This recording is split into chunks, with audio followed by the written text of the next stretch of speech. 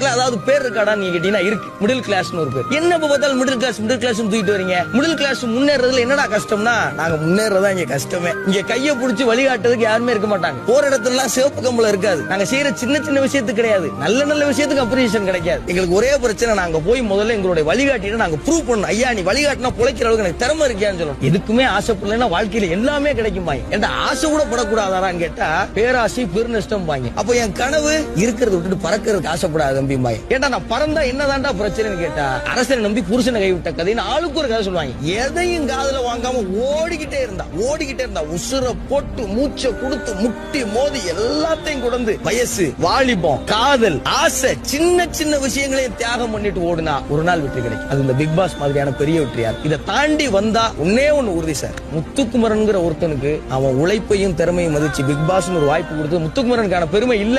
உழைச்சினா உனக்கும் இந்த உலகம் கை